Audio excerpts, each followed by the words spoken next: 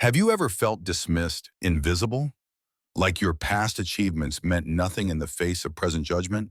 Imagine being a hero, a quiet legend, only to find yourself an outcast, your warnings met with laughter. But what if the fate of a nation rested on the shoulders of that very outcast, the one no one believed? This is the story of Captain Sarah Blake, a woman who proved that true courage isn't found in the spotlight, but in the shadows, where the most vital battles are fought and won. A quiet corner of the hangar, unused, unmonitored, just like her. It wasn't standard issue anymore. It had long been retired, much like the pilot who now stood silently beside it. The decision crystallized in Sarah's mind with cold, precise clarity. She wasn't doing this for recognition. She wasn't doing this out of pride. She was doing it because it was the right thing to do, because someone had to. She moved with practiced stealth, slipping past the base's automated security systems like a shadow through mist. Every motion was silent, efficient, muscle memory from a life she'd tried to bury. She bypassed startup protocols manually, her fingers dancing across controls she hadn't touched in years.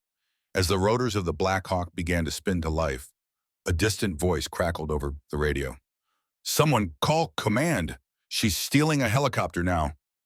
Laughter erupted in the control tower, disbelieving, mocking, oblivious. They had no idea. The Blackhawk lifted off the ground smoothly, almost effortlessly, as if it had waited all these years just for her. From the air, Fort Jennings looked like a toy model, tiny, unknowing, vulnerable.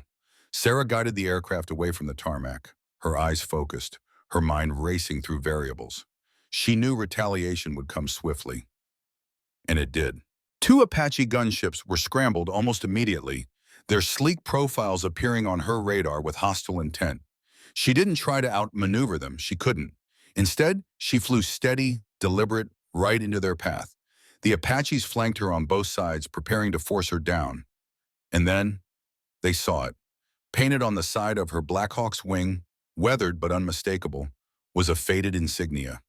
Not standard military, not publicly known, but to those who recognized it, it meant one thing: Shadow Talon, the covert unit whose name was never spoken aloud.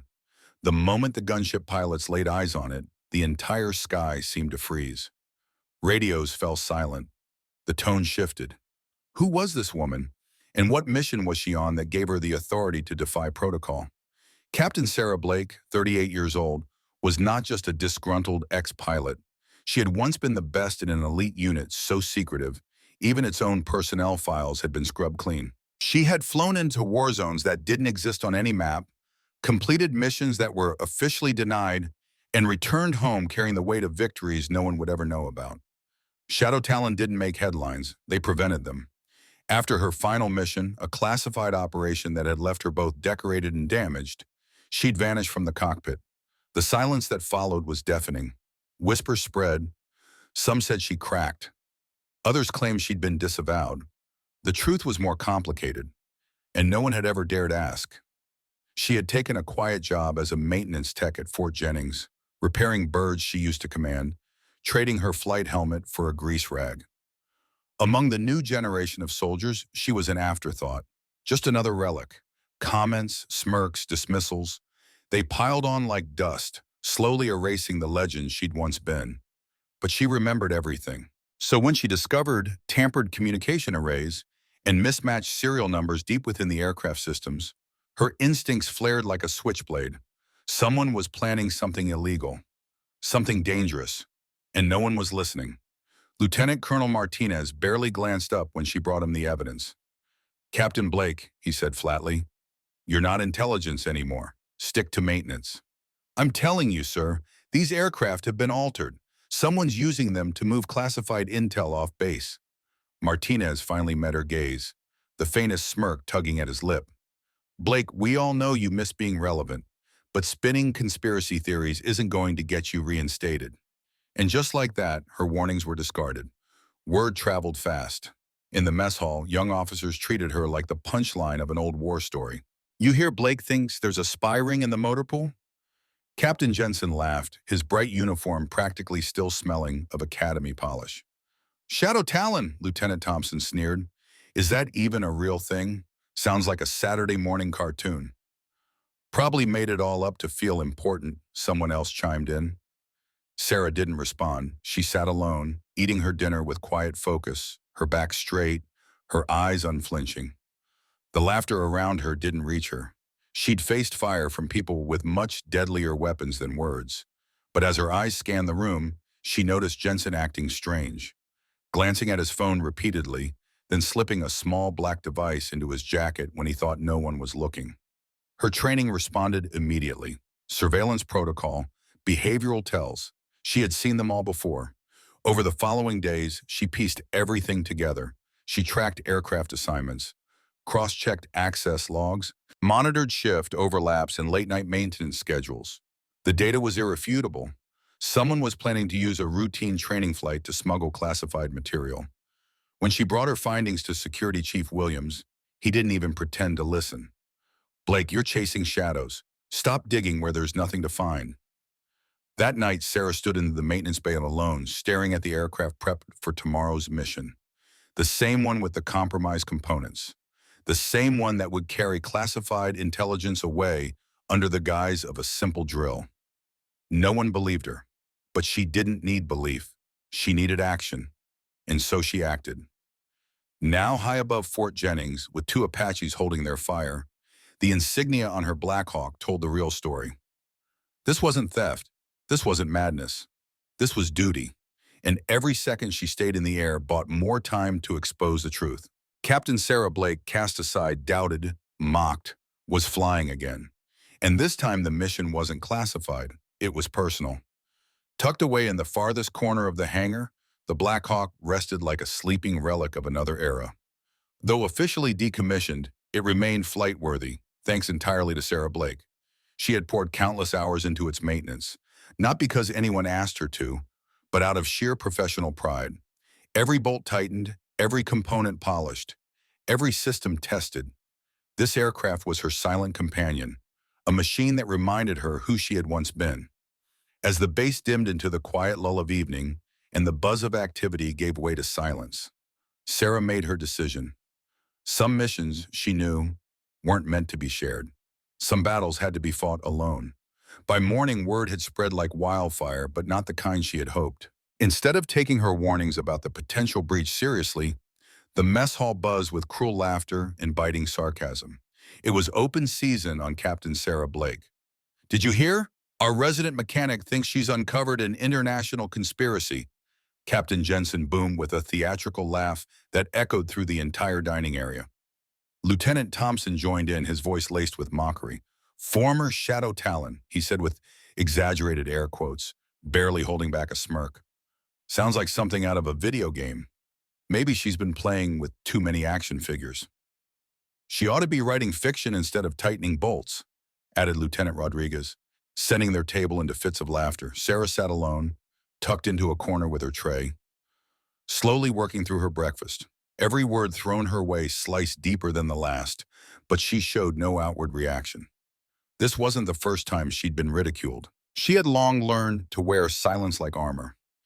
Every insult reminded her of the unbridgeable gap between those who had lived through fire and shadows and those who had never stepped into the dark. Her expression never changed, but inside the sting of powerlessness was real.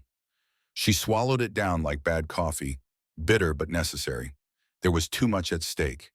If she didn't act, no one would. And while their jokes made her the subject of ridicule, she knew the truth was far more dangerous than their laughter. An older sergeant passed by, offering a fleeting glance of sympathy, but even he said nothing. The unspoken rule was clear. Aligning with Blake's so-called paranoia was a fast track to career death. "Hey, Blake," Jensen called out, grinning like he owned the room. "When you're done saving the world, Mike Bird could use an oil change." More laughter. It rippled across the room like a cruel chorus.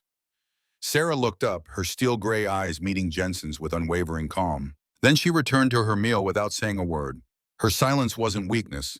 It was a calculated shield, but it only fueled them more.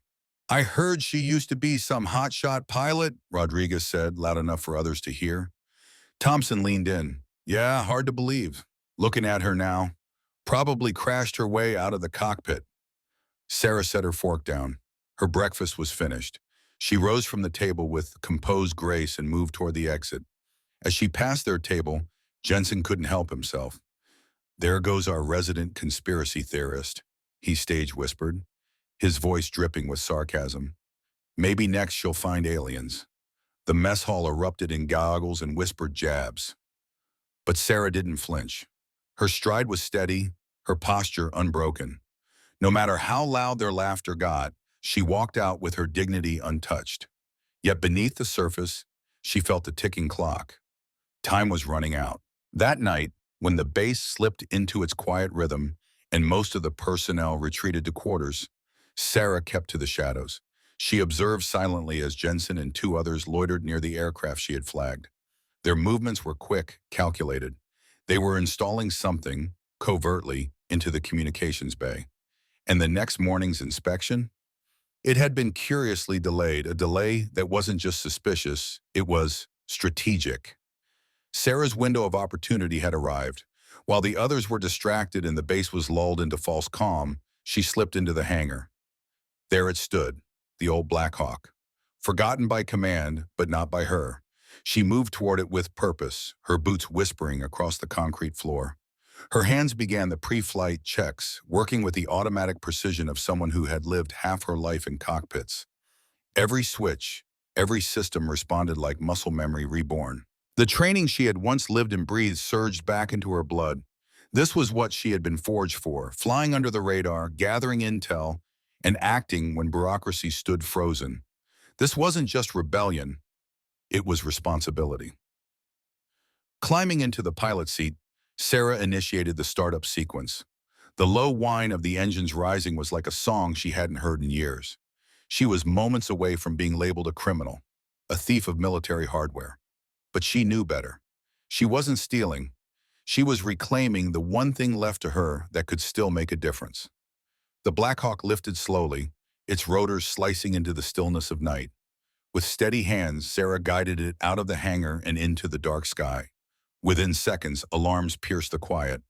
The base exploded into a frenzy. Code red, unauthorized aircraft airborne.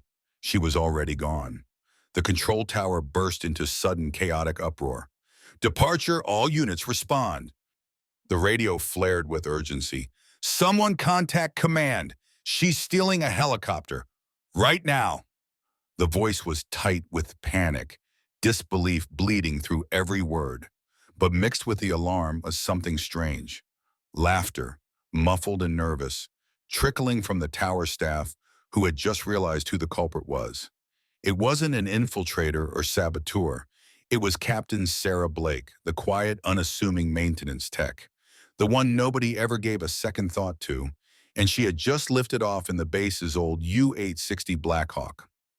What they didn't know, what no one knew, was that Sarah wasn't deserting. She had just uncovered a serious breach within the base's own walls, and this was her only shot to stop it.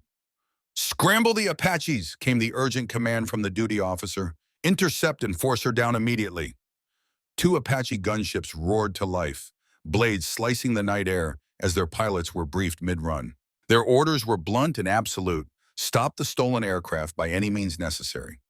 Major Patricia Hayes, commanding Apache 1, gripped the controls tight as her birds surged forward into the sky. "Control, we have visual on the stolen Blackhawk. Moving in for intercept." "Copy that, Apache 1, came the response. "You are authorized to use all necessary force. Repeat, use all necessary force to bring that aircraft down." Closing in fast, the Apaches formed a lethal triangle around the Blackhawk. Targeting systems locked in, fingers hovered near triggers. But inside the U-860, Sarah's voice came through on a secure, encrypted frequency. Her tone was calm, even composed. Too calm for someone allegedly fleeing justice. "Transmitting coordinates and full evidence package," she said coolly. "Spy operation confirmed. Unauthorized data extraction in progress. Grid reference 77 Alpha." Hayes's cockpit systems lit up as data began flowing in. But her attention was pulled outside by something her eyes couldn't ignore. As she eased in beside the Blackhawk, aligning her bird parallel with Sarah's, the Apache's searchlight swept across the hull. And there it was, etched faintly near the tail, subtle, almost ghost-like, a barely visible insignia. A Blackhawk, wings spread wide, rising out of shadow. You'd miss it if you didn't know exactly where to look. It wasn't in any public registry, and most military personnel wouldn't recognize it. But Hayes did. Her fingers froze mid-motion above the weapon controls. Her breath caught. "Shadow Talon insignia," she whispered into the comms. Her voice cracked slightly, the words heavy with sudden understanding. We stand down. For a moment, the air was completely still. No chatter, no firing, only the low rhythmic pounding of rotors against the dark sky. The Apaches maintained position, weapons still aimed, but no longer a threat. The world seemed to hold its breath. Then slowly, Control responded. "Say again, Apache 1? "Shadow Talon insignia confirmed," Hayes replied, her voice steadier now, but layered with something else. Respect, almost reverence. Back in the control tower, chaos erupted all over again, but this time of a different kind. The duty officer scrambled through secure terminals, fingers flying, but every system flashed red. Access denied. His clearance wasn't enough. Frustration bubbled into desperation. "Get me General Morrison now," he barked. "Patch me through to the Pentagon. This is a code red. Repeat, we have a situation." Meanwhile, Sarah's voice remained steady across the encrypted channel. Apache 1 uploading full intel package. Included visual evidence, personnel logs, and real-time transmissions. The breach is active. Hayes stared at the stream of images and data now flooding her screens. What she saw chilled her to the bone. Close-up photographs of tampered communication hardware. Surveillance footage showing unregistered movements. Patterns too clear to dismiss. And worst of all, live intercepts of classified information being siphoned out of the base. Right now. "This is no false flag," she said grimly. "Control, confirm hostile intelligence operation in progress. We are in receipt of actionable intel from the Blackhawk pilot." What had begun as a manhunt now transformed in seconds. No longer a rogue theft. It was a mission. A counterintelligence response. One that had already been in motion before the tower even knew. Then, overriding all standard channels, a new voice cut through the static. Command presence unmistakable. "All units, this is General Morrison. Emergency override in effect." The general's tone was clipped but firm. "Captain Blake is operating under classified authority. Repeat, she is under classified orders. Provide full support." With that, time. The Apache helicopters fell into perfect formation beside her. No longer adversaries, escorts. Sarah didn't flinch. She adjusted her course toward Grid 77 Alpha, eyes focused, every move precise. The stolen Blackhawk, once seen as a threat, now became the spear point of a covert defense. And as it pushed forward into the dark horizon, trailed by its gunship shadows, only one thing remained certain. The legends they whisper about. Those who move in silence, who fly without name or recognition, sometimes aren't myths, sometimes they return. Remain in the shadows until the moment they're needed most. Sarah kept her posture straight, the weight of the moment settling quietly on her shoulders rather than fueling any pride. Her instincts, refined through years of operations most in this room would never even hear about, had not failed her. The calm, strategic clarity she had learned under Shadow Talon now surged through her like muscle memory, grounding her amid the whirlwind of flashing lights, military protocol, and hushed astonishment. As General Morrison continued, his voice resonated across the tarmac. "This is a wake-up call to all of us. Vigilance isn't just about rank or recognition. It's about readiness. Captain Blake reminded us of that tonight." Sarah's eyes flicked toward the transport vehicles where Jensen sat restrained, his expression hollow, like someone still reeling from a reality that had collapsed beneath him. The same man who had laughed over trays of lukewarm food in the mess hall, who had treated her like a punchline, was now silent, unarmed, and utterly exposed. Captain Jensen wasn't just guilty of betrayal, he'd underestimated the wrong person. She walked across the tarmac, past groups of silent soldiers and officers who now parted instinctively to make way. Their faces bore a mix of awe, guilt, and discomfort, stirred not only by the fallout of betrayal, but by the uncomfortable truth that they had been wrong. Many of them had failed to see what Sarah had seen, and worse, had refused to look at all. Major Hayes stepped forward again, her demeanor sharp and composed, but her eyes softer than before. "Captain," she said, this time with a faint, respectful nod, "if you ever transfer to tactical command, I want to serve under you." Sarah offered a slight smile, more out of acknowledgement than pride. "Let's hope next time we don't have to point guns at each other first." Hayes chuckled, a short exhale of shared understanding between professionals who had faced the thin line between ally and adversary. It was a moment of reconciliation that didn't need ceremony, just truth. Security Chief Williams came forward, speaking briefly with one of the counterintelligence officers, his face a study in grim responsibility. He nodded at Sarah as their eyes met, a gesture that carried the silent weight of overdue respect. Others followed his lead, giving her the same look. Not all apologized. Most didn't need to. Their silence said enough. In the background, Lieutenant Thompson remained still, frozen in the moment. The question he'd whispered to Rodriguez lingered in the air like smoke from a distant fire. How did she know? He couldn't make sense of it, couldn't square the image of the woman he'd dismissed with the force of nature she had become. Rodriguez's reply, quiet and honest, still echoed. "Maybe we were too busy laughing to listen."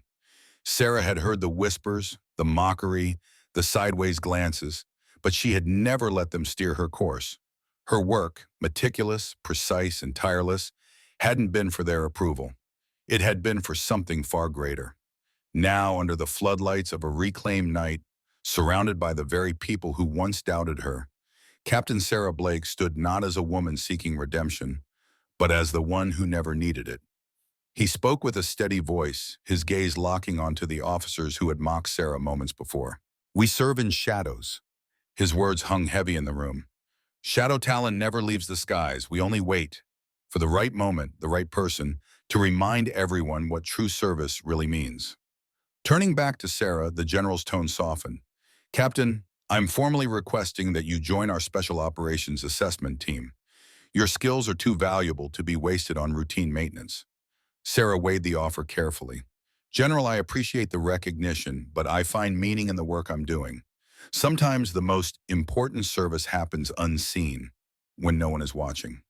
The general nodded. "Still, you'd be willing to serve as a consultant? Help us identify other potential security vulnerabilities?" "Of course, sir. That's what we do." As the crowd began to thin, Captain Jensen was marched past Sarah in handcuffs, his eyes locked on hers, filled with fear and disbelief. "How long have you been watching me?" he whispered. Sarah's voice was calm but firm. "Long enough to know you forgot the most crucial lesson of military service. Loyalty is earned through actions, not words." Outside, the night air buzzed with the sound of rotor blades as more aircraft arrived to transport suspects and evidence. Sarah's eyes drifted upward toward the sky she had reclaimed. Her service would continue, whether in shadows or in the light. She reflected quietly. The greatest legends aren't those who seek recognition, but those who answer the call when it matters most, regardless of who's watching. 3 weeks later, Fort Jennings was transformed, both visibly and beneath the surface. A quiet ceremony honored the return of the Shadow Talon insignia, now placed prominently in the command hall beside a simple plaque. Some legends choose to fly in shadows. Sarah had accepted General Morrison's offer to serve as a consultant for Special Operations Assessment, but insisted on keeping her role in aircraft maintenance. She found deep purpose in the work others dismissed as menial. That same hangar, where she had once been scorned and dismissed, now hummed with respect and curiosity. Young officers approached her with genuine questions about aircraft systems, security protocols, and operational awareness. One morning, Lieutenant Rodriguez, who had once mocked her in the mess hall, approached nervously. "Captain Blake, could you teach me how to spot the kinds of modifications you found? I want to know what to look for." Sarah glanced up from the engine she was inspecting.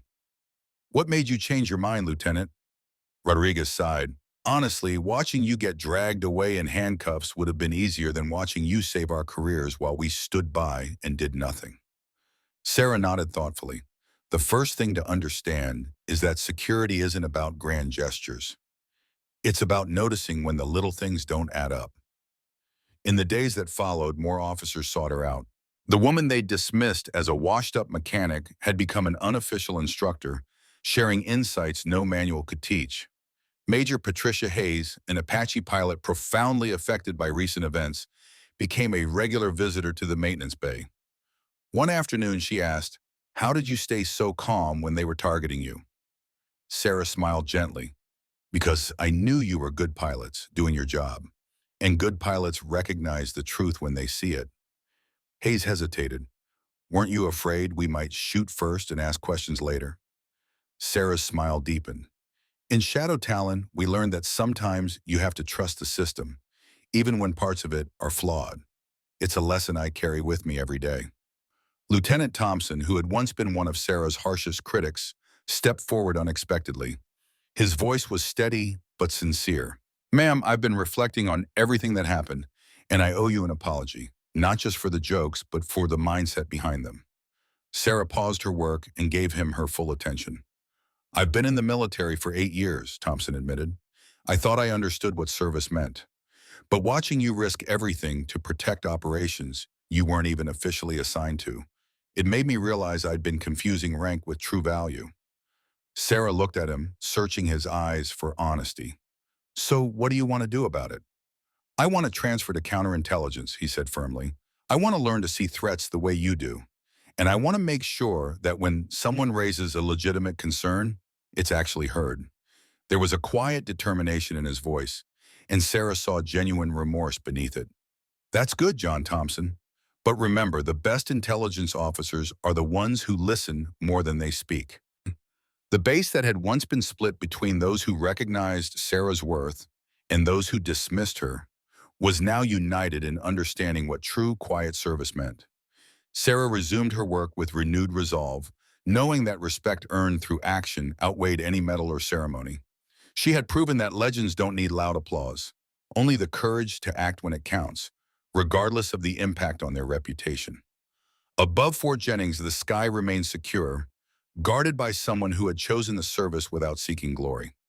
6 months later, Sarah stood in the same hangar where she had once been written off as a conspiracy theorist.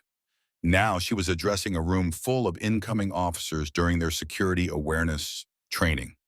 "The greatest threats to national security," she told them, "often come from the assumptions we make about those around us. We assume rank equals competence, age equals irrelevance, and quiet service means insignificance." Among the listeners were Major Hayes, now a permanent liaison between flight operations and counterintelligence, and Lieutenant Thompson, who had successfully transferred to security and was helping develop new protocols inspired by Sarah's insights. Even General Morrison had flown in to observe the session, recognizing Sarah's method as a new model for threat assessment across other installations. "A warrior isn't defined by the recognition they receive," Sarah continued, "but by their willingness to act when action is needed, no matter the personal cost." After the session, Sarah walked across the tarmac toward her old Blackhawk. Officially recommissioned and assigned to her permanent use, the aircraft sported fresh paint, but she had insisted the Shadow Talon insignia remain exactly where she had placed it that night. Her phone buzzed with a message from Rodriguez, now stationed overseas. "Used your training to spot suspicious activity at our forward base. Threat neutralized. Thanks for teaching us to listen." Another message came from a former Pentagon official. "3 more bases are adopting the Blake Protocol for security assessment. Your influence is spreading." Sarah smiled, finally understanding that her service hadn't ended with her retirement from Shadow Talon. It had simply transformed, becoming something different, something perhaps even more vital. In a noisy world obsessed with recognition and status, many had forgotten that the deepest impact often comes from those who choose to serve quietly, without fanfare. Sarah had learned that the greatest acts of service sometimes happened in maintenance bays and quiet corners, performed by people others had overlooked. The very officers who had once mocked her had become champions for careful observation and respectful dialogue, proof that true strength lies not in loud acclaim, but in steadfast courage and quiet dedication. The very base that once ignored her warnings had transformed into a shining example of vigilant security culture. As dusk settled in, Sarah made her final rounds for the day, methodically conducting her inspection with the same diligence she always had. What was once dismissed as trivial, routine work was now recognized as vital, the backbone of true preparedness. Climbing into her Blackhawk, she felt the helicopter respond seamlessly, like an extension of her own intent and focus. The sky above, which had previously been a silent witness to her moments of doubt and humiliation, now bore witness to her quiet triumph. Yet, it wasn't the vindication that held meaning for Sarah. What truly mattered was the knowledge that when danger crept out from the darkness, there were eyes sharp enough to see it and hearts brave enough to confront it, regardless of the paradigm. Though the helicopter's worn paint had been refreshed, the hard-earned lessons it symbolized remained vivid and unyielding. Some legends don't require statues or monuments. What they need is the relentless courage to continue serving, whether in broad daylight or hidden shadows. For Sarah, the highest honor wasn't being remembered in stories or plaques. It was the certainty that the mission carried on, steady and unbroken.